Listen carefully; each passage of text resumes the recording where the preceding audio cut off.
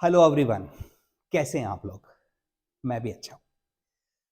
आज हम लोग बहुत ही इम्पोर्टेंट टॉपिक पर डिस्कशन करेंगे और टॉपिक है प्रिजम्पटिव बिजनेस इनकम। तो जैसा कि हम सबको पता है, इनकम टैक्स एक्ट 1961 में there were 3 sections for presumptive business income, 44 AD, 44 ADA और 44 AE। अब क्या हुआ कि ये तीनों सेक्शंस सेक्शन 58 में मर्ज हो गए।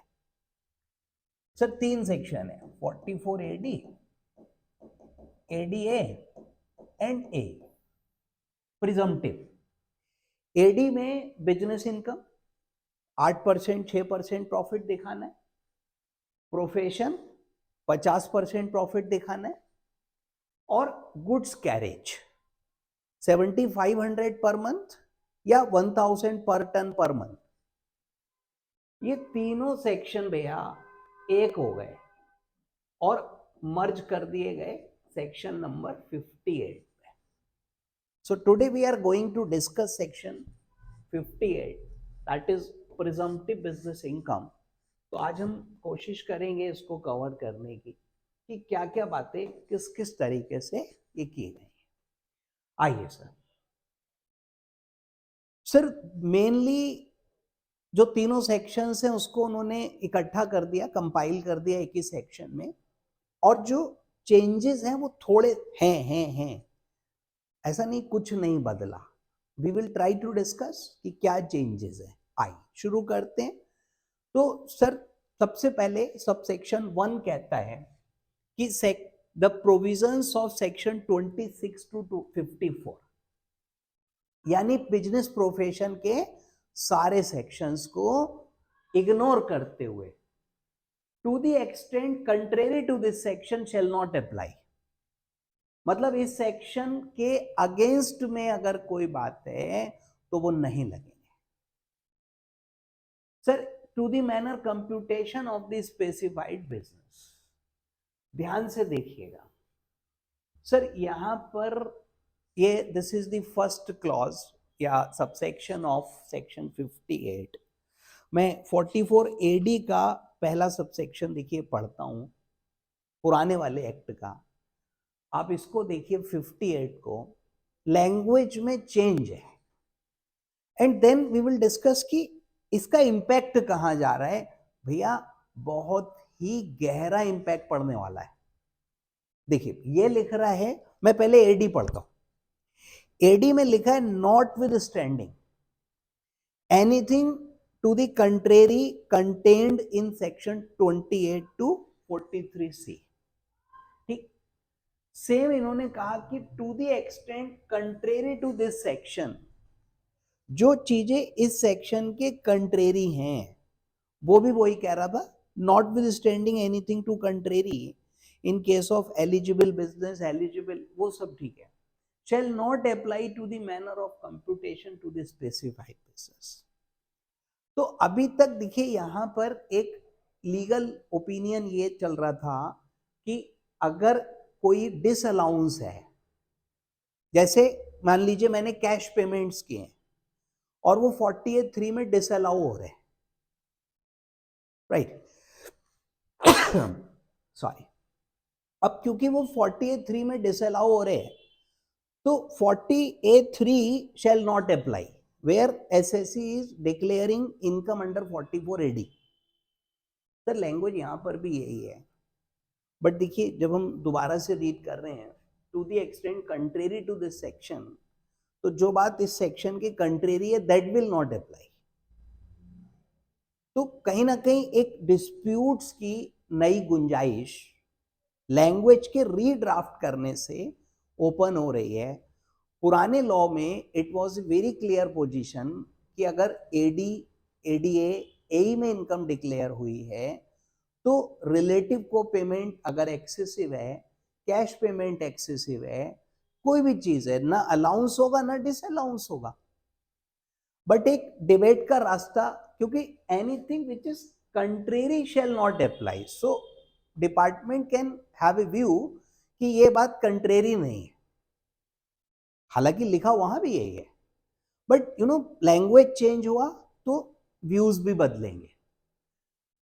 सर ये प्रोविजन हो गया जिसने कहा कि अगर आप इनकम इस सेक्शन में जा रही है तो बाकी के प्रोविजंस नहीं लगेंगे, आपको डेप्रिसिएशन की रिडक्शन नहीं मिलेगी, आपको सैलरी और इंटरेस्ट की रिडक्शन पार्टनरशिप में नहीं मिलेगी। इसमें एक्सेप्शन अभी आता है, आपको कोई और एक्सपेंस की रिडक्शन नहीं मिलेगी, ठीक, क्योंकि 8% डिसअलाउंस भी नहीं होगा। लेट अस अज्यूम कि वो पुरानी पोजीशन बनी रहेगी और डिस्प्यूट्स नहीं होंगे। चलिए अब सबसेक्शन 2 देखिए, वेरी इंटरेस्टिंग, वेरी इंटरेस्टिंग। इससे पहले आप इस टेबल पे नजर मारिए, तो ये टेबल सबसेक्शन 2 के अंदर दी हुई है, तीनों सेक्शंस यहां पे मर्ज हुए, ये टेबल के कॉलम्स हैं A B C D E, column A में सीरियल नंबर है, so we have 3 sections ADA, so we have 3 serial number. This serial number covers any business. Serial number 2 covers business of plying, hiring, leasing or goods carriage, ठीक, AE, and serial number 3 covers profession, specified profession, जो 62(4) में नए section में specified है, almost वही है, कुछ changes किए, जैसे कंपनी सेक्रेटरी को अभी स्पेसिफाइड की डेफिनेशन में ले लिया, पहले वो नोटिफाइड में था, ज्यादा चेंज नहीं है। नाउ ये तीनों सीरियल नंबर हो गए, ठीक, serial number 1 business, serial number 2 आपका plying, hiring, leasing of goods carriage, serial number 3 profession, specified profession. Deduction कौन क्लेम करेगा, दैट इज कॉलम सी, किस चीज की मिलेगी, कॉलम बी, सॉरी ये कौन सेक्शन ऑप्ट करेगा, that is column C. Sir कितनी इनकम पर करना है और क्या लिमिट्स हैं, that is your column D, और उसके बाद में कॉलम ई में कुछ और अगर कंडीशंस हैं, मैनर ऑफ कंप्यूटेशन है तो वो बताया, right. So these are 5 columns. Now they say कि profit and gain सबसेक्शन 2 में इस सेक्शन का बेसिक दिया हुआ है, 1 में तो ये कहा कि 26 to 54 नॉट अप्लाई। अब रियल स्टोरी सबसेक्शन 2 में है, विच स्टेट्स कि भैया जो स्पेसिफाइड बिजनेस है, ठीक, और प्रोफेशन है, ठीक, सर 2 सीरियल बिजनेस के, एक प्रोफेशन का, कॉलम बी में स्पेसिफाइड है और एसएससी कर रहा है कॉलम सी वाला, यानी एसएससी कॉलम सी में स्पेसिफाइड है, बिजनेस या प्रोफेशन कॉलम बी में स्पेसिफाइड है, और उसका टर्नओवर या gross receipts during the tax year, पहले भी प्रीवियस ईयर था, अभी वो टैक्स ईयर हो गया, कॉलम डी में स्पेसिफाइड है, तो उसकी इनकम निकाली जाएगी जो कॉलम ई में स्पेसिफाइड है। सो सर बिजनेस या प्रोफेशन जो कॉलम बी में है, एसएससी जो कॉलम सी में है, उसका टर्नओवर जो with in limit column D में है, उसकी इनकम निकाली जाएगी उस मैनर में जो कॉलम ई में है, बहुत सिंपल है। shall be deemed to be profit and gain of such business or profession, तो उसको उसके बिजनेस की इनकम माना जाएगा, shall be deemed। अब यहां पे एक नई डिबेट शुरू हो चुकी है, जब आप सेक्शंस दोबारा से पढ़ेंगे तो नई नई चीजें निकलेंगी, और डिबेट यहां से स्टार्ट हुई, shall be deemed। अभी तक हम ये करते थे कि अगर कोई एसएससी जिसका turnover with in specified limit है, ठीक, अगर वो अपना बुक्स बनाता है, बैलेंस शीट P&L बनाता है, रिटर्न में पूरा बैलेंस शीट P&L फिल करता है, भले ही उसका प्रॉफिट स्पेसिफाइड प्रॉफिट से कम है, हम ऑडिट नहीं करते थे क्योंकि ये माना जाता था एडी एडीए ऑप्शनल है। तो अगर बुक्स मेंटेन कर रहा हूं, प्रॉपर फिगर्स पूरी दे रहा हूं मैं, तो I don't need to get audit, और वो रिटर्न हो जाती थी। बट अभी कई लोगों का ये मानना है कि ये मैंडेटरी कर दिया गया है। हालांकि पुराने लॉ और नए लॉ में उसके बेसिक कॉन्सेप्ट्स में चेंज नहीं है। आप पुराना भी रीड करेंगे, लैंग्वेज यही है। बट क्या है, जो पुरानी डिबेट सेटल हो चुकी हैं वो दोबारा से रीओपन हो रही है। सो लेट अस होप कि वही मीनिंग माना जाएगा कि हम उस तरीके से कर सकते हैं कि जहां हमारा टर्नओवर स्पेसिफाइड लिमिट के अंदर है और प्रॉफिट कम है, but if we are providing full information, balance sheet, profit loss, all the things, तो we need not to get audited. Anyway, let us move on. So this is column A, column B, column C. Now look at this. So this is column A, serial number 1. So serial number 1 पर हमारे पास क्या है? Business, any business, ठीक है, other than specified against serial number 2. Serial number 2 में क्या है? Plying, hiring, leasing, goods carriage है, तो ये भी बिजनेस, बट उसका कॉलम अलग है। सीरियल 1 अलग बिजनेस हो गए, तो इस बिजनेस को छोड़ करके बाकी सारे बिजनेस कवर्ड हो गए। अब आप कहोगे नहीं, पुराने वाले एडी में हमारा एजेंसी बिजनेस कवर नहीं होता था, पुराने वाले एडी में हमारा कोई सर 2-1 बिजनेस और थे जिसको हमने कवर नहीं किया था। एक सेकेंड दीजिए, ये रहा सर, वो हैं, वो नीचे लिखें, does not carry on specified profession, वो छोड़िए, does not earn income in the nature of commission और ब्रोकरेज। तो ये एलिजिबल एसएससी में उन्होंने लिखा कि जो एलिजिबल एसएससी है वो कमीशन या ब्रोकरेज से इनकम अर्न ना कर रहा हो। सर 44 एडी कमीशन इनकम पर और इस तरीके की जो ब्रोकरेज इनकम है उसके ऊपर नहीं लग रहा था। अब बिजनेस में उन्होंने कहा एलिजिबल एसएससी को ये एडी ऑप्शन है। एलिजिबल एसएससी कौन है? इंडिविजुअल हो सकता है, ठीक, एचयूएफ भी हो सकता है, बहुत बढ़िया, और ए पार्टनरशिप फॉर्म, लेकिन एलएलपी नहीं, कंपनी ना पहले थी ना आज है, बाकी किसी को नहीं। Who is resident in India, so a non-resident person can also not claim this 44 AD या 58.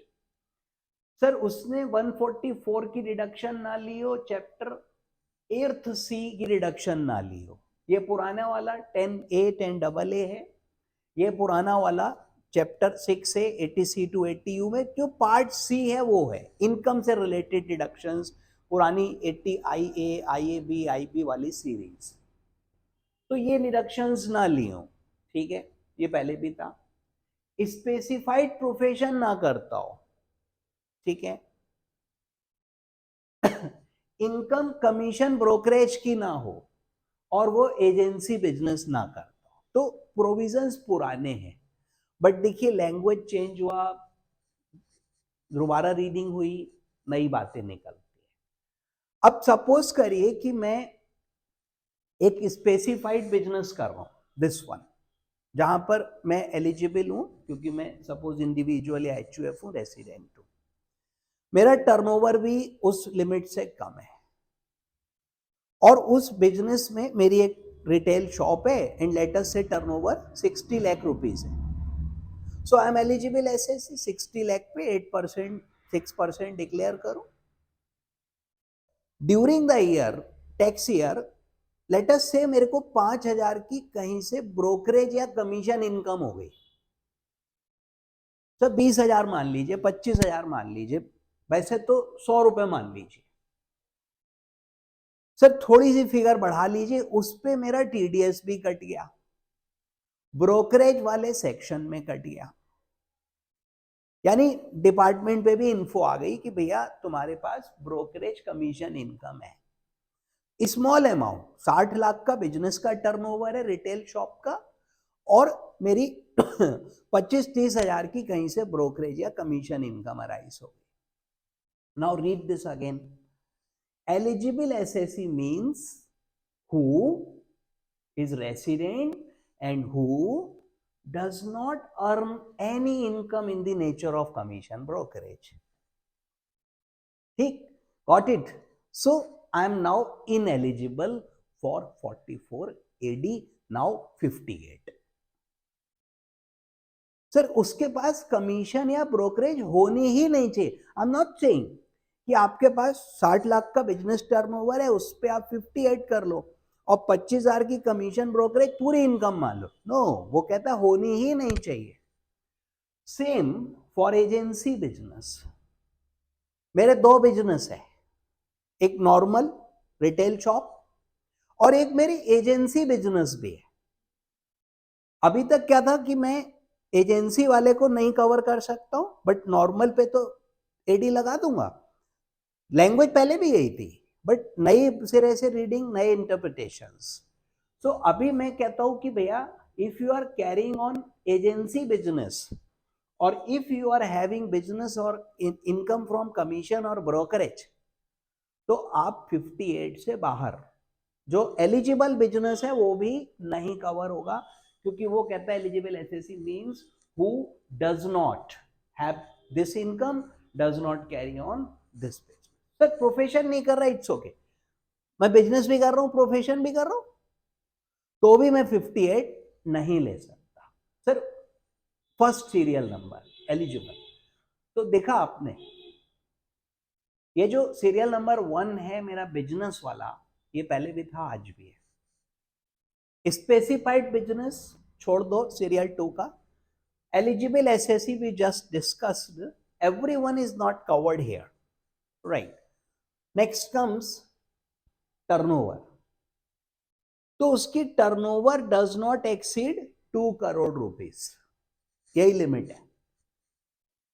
लेकिन उन्होंने कहा कि भैया अगर आपका जो रिसीट्स है, ठीक है, amount aggregate received in cash does not exceed 5% of the turnover, तो जो कैश रिसीट्स है टोटल रिसीट्स के 5% से ज्यादा नहीं है, मैक्सिमम 5 है, तो आपका टर्नओवर 3 करोड़ तक हो सकता है, where you can claim this specified section. तो वैसे 2 करोड़ है, कुछ नहीं बताना है आपको 2 करोड़ में टर्नओवर का, but if you are declaring income under this 58 और आपका टर्नओवर 2 से ज्यादा है बट अप टू 3 है, तो आपको यह भी बताना है कि your cash receipts, receipt only does not exceed 5% of total turnover, so you can opt for 58।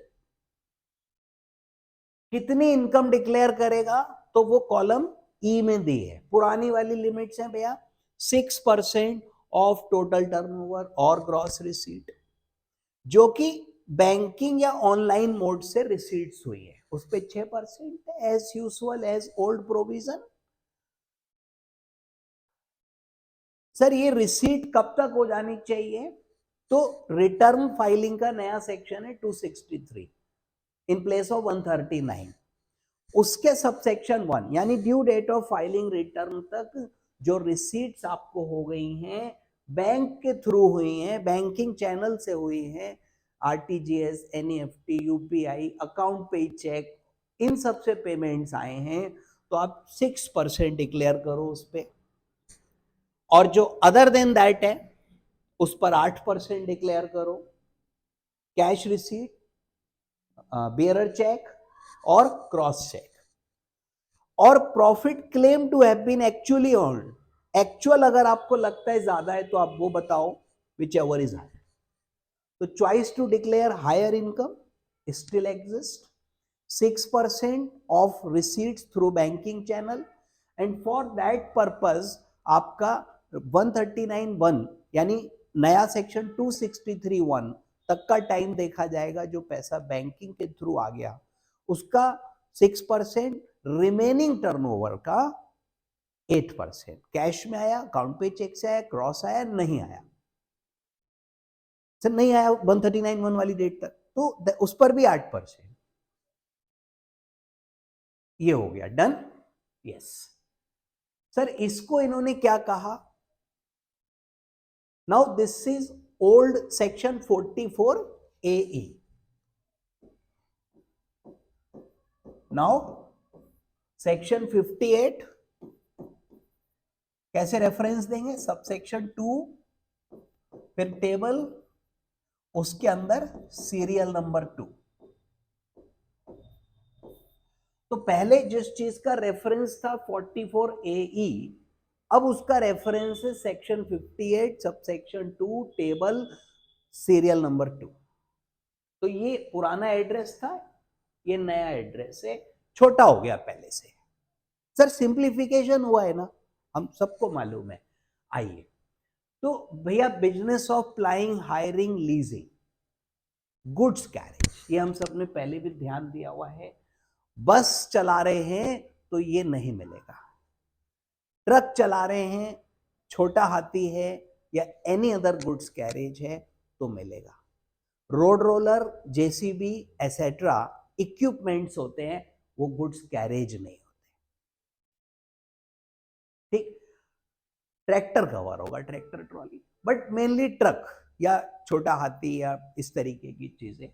Now NSSC, look वहां था एलिजिबल एसएससी ऊपर बिजनेस में, यहां उन्होंने कहा NSSC. So individual, HUF, partnership, LLP, company, SSC है। तो सिंप्लीफिकेशन हुआ, जरूर हुआ, बट वो अलग है, ये प्रोविजंस अलग है। Who can opt for this? Sir पुराना condition, not more than 10 goods carriages at any time during the previous year की जगह tax year. Who owns not more than 10 any time tax year. So previous year या tax year देखना अपन को, किसी भी time पर एट एनी मोमेंट 10 से ज्यादा कैरेज नहीं होने चाहिए। 10 हो सकते हैं, लीज पर लिया, हायर पे लिया, वो भी इस सेक्शन के पर्पज से ओन्ड माना जाता है। 10 से ज्यादा है, you are out of this section. 10 या 10 तक है, 10 से कम है, so you are covered within scope of this section. Now sir इसके बाद इसका टर्नओवर वाला कॉलम देखिए, column D, that is blank, यानी कि इसके टर्नओवर की कोई लिमिट नहीं है। सर वहां जो सब सीरियल नंबर 1 है, business other than this goods carriage, your maximum turnover is 2 crore, 5% और ग्रॉस रिसीट से ज्यादा कैश नहीं है, so it is 3 crore. But इधर you can have any amount of turnover, but you should not have more than 10 goods carriages. So if your turnover exceeds, let us assume 3 crore. So if your turnover is 3.5 crore, more than the limit given in section serial number 1, you can still declare income under this clause, no problem. Turnover की बात ही नहीं है, ठीक है।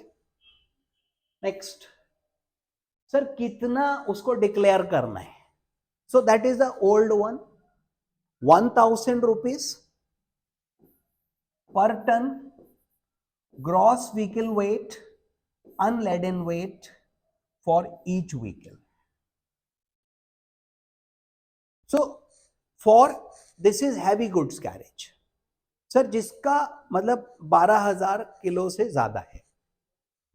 तो अगर आपका heavy या सर बड़ा व्हीकल है तो उसमें अपन को 1,000 रुपए पर मंथ पर टन डिक्लेयर करना है, सिंपल।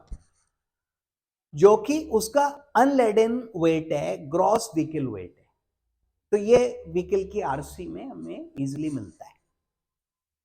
और मंथ और part of the month, part of the month पहले भी था, अब भी है, तो suppose I purchased A vehicle, नया खरीदा मैंने 30th अक्टूबर मान लेते हैं, तो अक्टूबर, नवंबर, दिसंबर, जनवरी, फरवरी, मार्च 6 महीने का डिक्लेयर करना होगा। उसके नंबर ऑफ मंथ 6 हो गए, 30 अक्टूबर को भी पूरा मंथ काउंट होगा। For which it is owned, during which vehicle is owned. For any reason हमारा ट्रक बंद हो गया जी, एक्सीडेंट हो गया, बंद कर दिया पुलिस ने, 4 महीने बंद रहा, 4 महीने बाद रोड पे चला, लेट अस अस्यूम, तो हमको उस 4 महीने का भी देखिए डिक्लेयर करना होगा। वो 4 महीने का भी ओन्ड है, प्रिजम्पटिव पहले भी था सर। दिस इज फॉर जो आपका हैवी गुड्स व्हीकल है, ये हैवी के लिए था sir, being a heavy goods vehicle.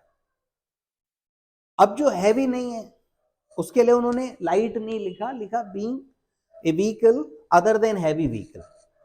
तो let me write light vehicle,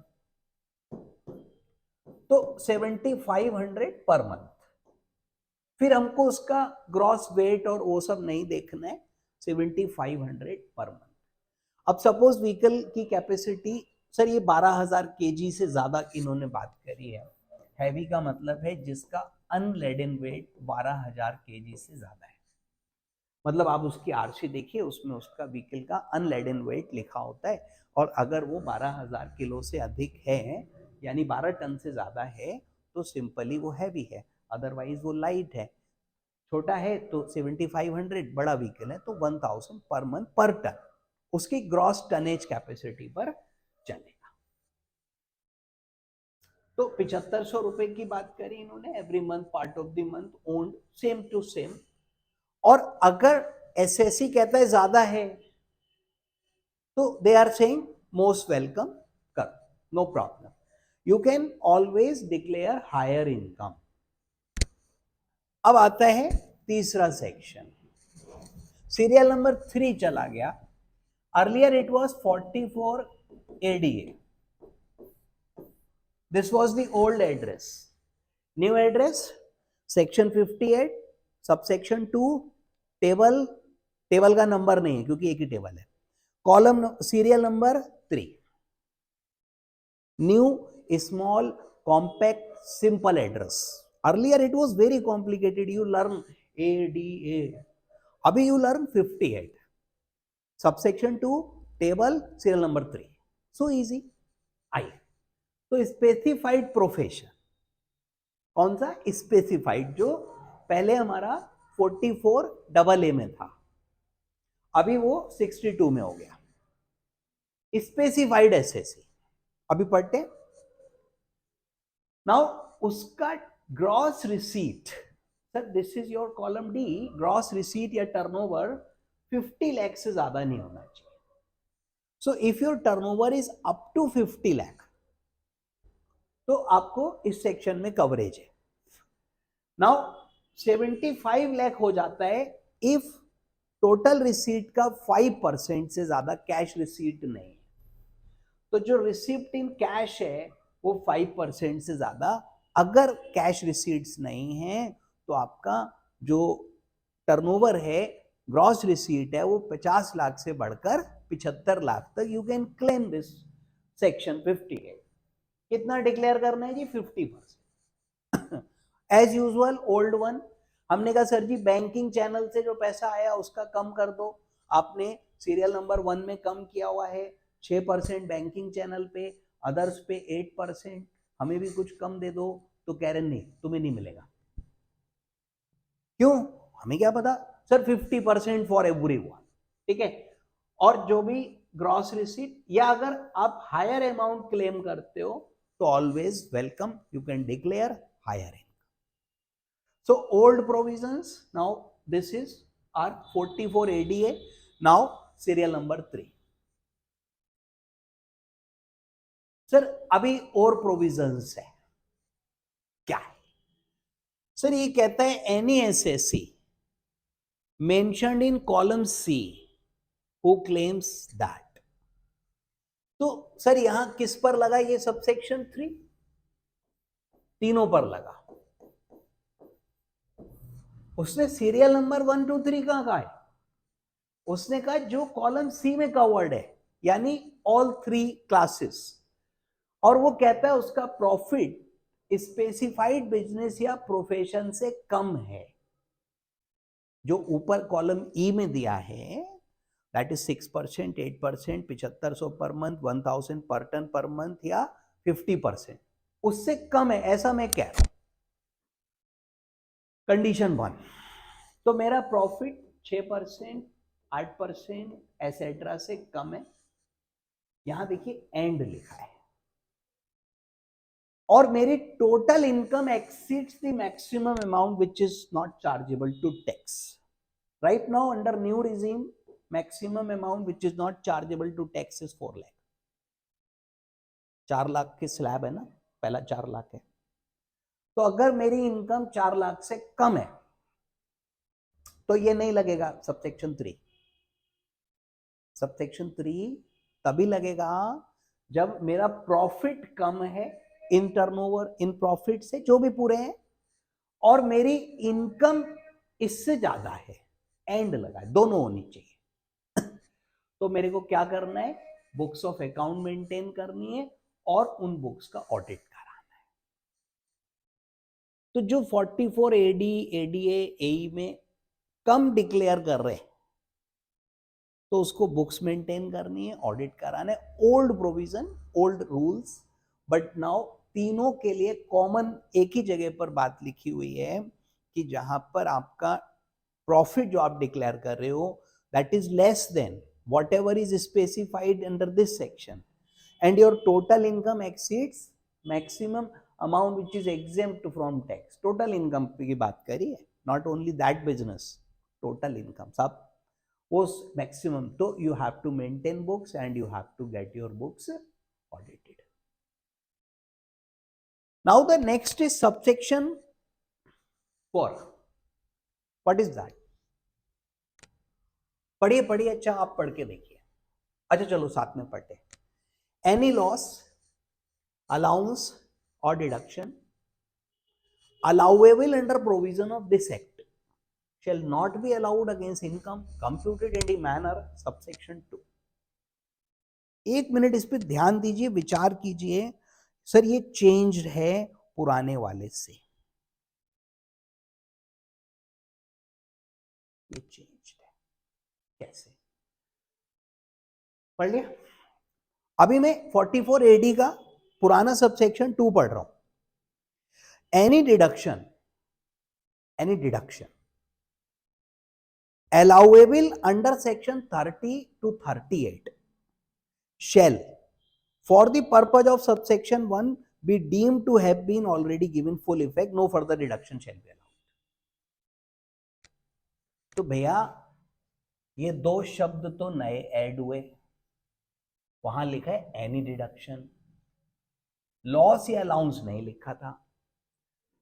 फिर वहां लिखा था 30 to 38, यानी कि ओल्ड वाले लॉ में डिडक्शन अंडर पीजीबीपी की बात करता था, न्यू वाले लॉ में वो कहता है under provision of this act. So simple words में, अगर आप एडी एडीए ए ओल्ड लॉ में डिक्लेयर कर रहे थे इनकम, और आपका किसी और हेड में लॉस था, से मेरा हाउस प्रॉपर्टी में लॉस है, सेल्फ ऑक्यूपाइड वाला ओल्ड रिजीम मान लेते हैं, ओल्ड रिजीम में सेल्फ ऑक्यूपाइड में लॉस आएगा, और 44 एडी एडीए ए पुराने वाले सेक्शंस में इनकम है, और 80 सी से 80 यू की डिडक्शंस हैं। तो देखिए ओल्ड लॉ में क्या होता कि मेरी पीजीबीपी की इनकम सपोज 8 लाख है, एडी एडीए ए कुछ भी मान लीजिए, हाउस प्रॉपर्टी का लॉस है मेरे पास 2 लाख का, और 80 सी टू 80 यू की डिडक्शंस लेटस से 1 लाख की मान लेते हैं, तो ये 5 बचता। सर ये मिलती थी, उसने कहा था कि सिर्फ बिजनेस के सेक्शन 30 से 38 की रिडक्शन नहीं मिलेगी, लॉस मिलेगा, 72 में घट रहा है ये। सर 80 सी टू 80 यू मिलेगा, ये 30 से 38 में नहीं आ रहे हैं पुराने में। अभी वो क्या कह रहा है, एनी लॉस अलाउंस, जैसे डेप्रिसिएशन है, अनएब्जॉर्ब डेप्रिसिएशन है, कोई और अलाउंस है, कोई डिडक्शन अंडर द प्रोविजन, मतलब ना इस हेड में मिलेगी ना किसी और हेड में मिलेगी, ना लॉस का सेट ऑफ होगा, ना 80C to 80U वाली मिलेगी। तो ये पुराने वाले लॉ से नए वाले लॉ में देखिए चेंज हो गया हल्के से। सर वहां पर deduction allowable under 30 to 38 shall be deemed to have been allowed. तो ये एक मेजर चेंज है, ये आपका कॉन्सेप्चुअल चेंज भी है। Next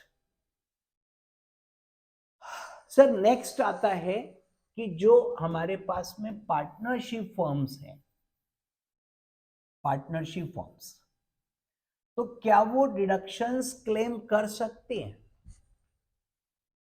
for interest and remuneration, salary and interest.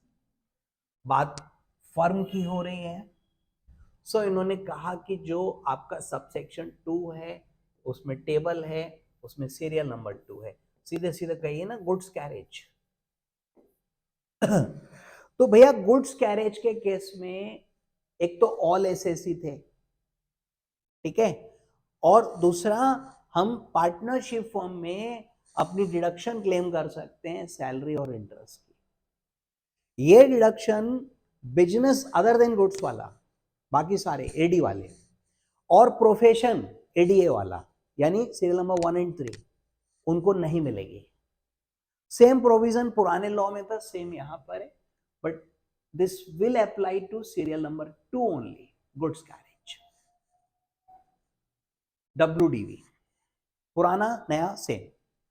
WDV देखिए डेप्रिसिएशन की रिडक्शन नहीं मिल रही है।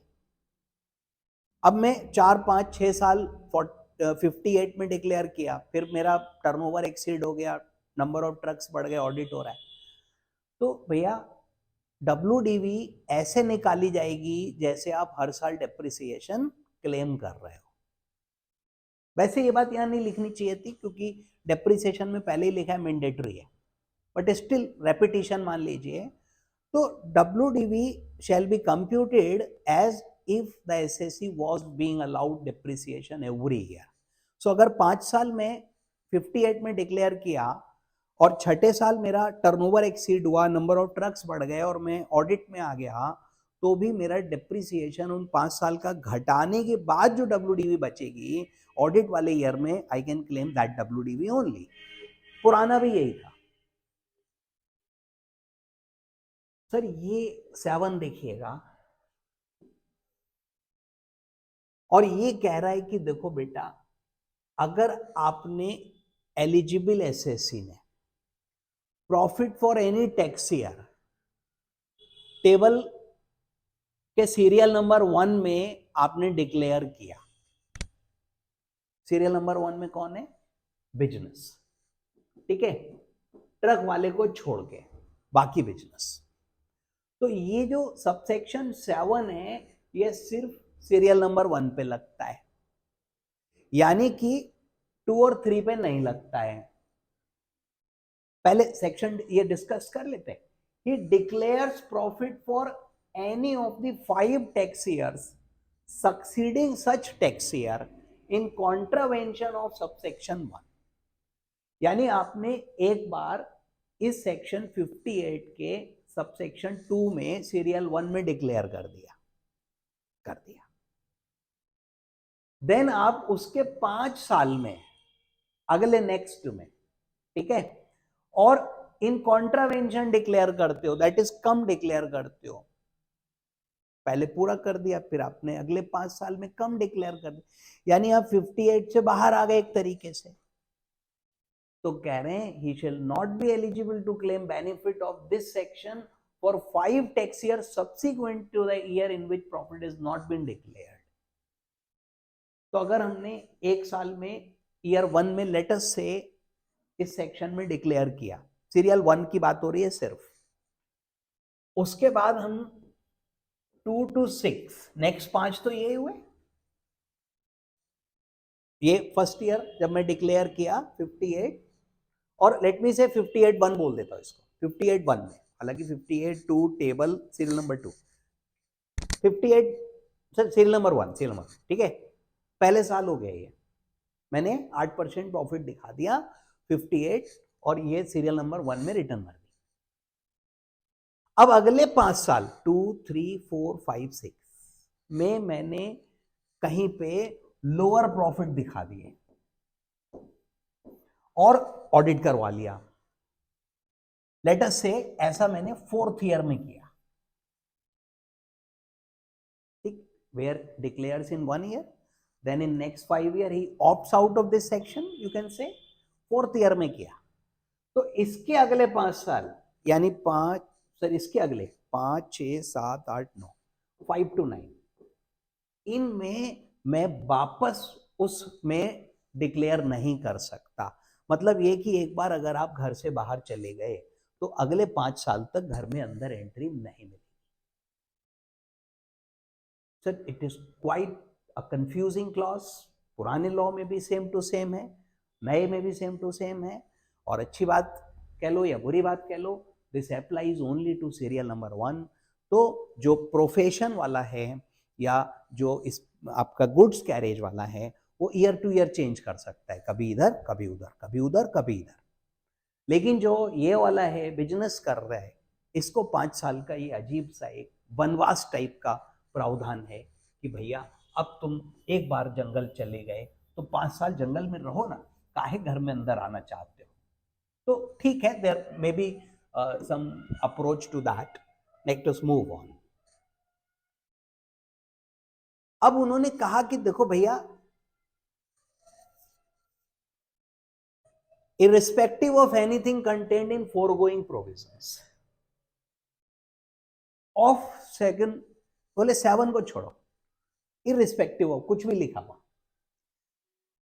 to an eligible SSC and his total income exceeds maximum amount which is not chargeable to, यानी इनकम 4 लाख से अधिक है तो उसको बुक्स रखनी होंगी, अदर डॉक्यूमेंट्स रखने होंगे, ऑडिट कराना होगा एंड फर्निश रिपोर्ट, और रिपोर्ट भी फर्निश करनी पड़ेगी। तो कह रहे where provisions of subsection 7 are applicable. कौन से थे ये वाले? सर ये थे कि जब आपने ऑप्ट आउट किया, पहले डिक्लेयर किया, उसके अगले 5 साल में यू डिक्लेयर्ड लोअर इनकम्स, तो वो सिचुएशंस में आपको बुक्स रख, ऑब्वियसली करना ही पड़ेगा, जब ऑडिट कराओगे बाहर आओगे तो ऑडिट भी कराओगे और वो भी करना, बुक्स भी रखनी। Sir next point number 9, subsection 9 receipt की बात करता है। तो जो रिसीट आपका सीरियल नंबर 1 और 3 पर है, बिजनेस और प्रोफेशन और ट्रक वाले को छोड़ दिया, रिसीट या एग्रीगेट ऑफ चेक जो कि अकाउंट पे नहीं है उसे कैश मानेंगे, यानी कि बियरर चेक और crossed cheque which is not account पे, उसको कैश माना जाएगा।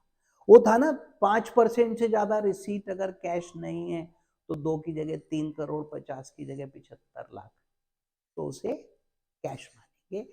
अकाउंट पे चेक बैंकिंग चैनल माना जाएगा।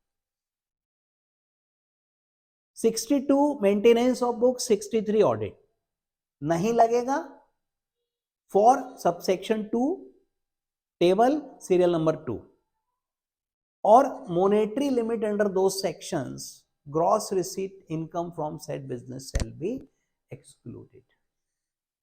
सर ये कहता है बुक्स का सेक्शन है और ये आपका ऑडिट का सेक्शन है, शैल नॉट अप्लाई। कौन से वाले पर? सबसेक्शन 2 टेबल सीरियल नंबर 2 यानी गुड्स कैरेज।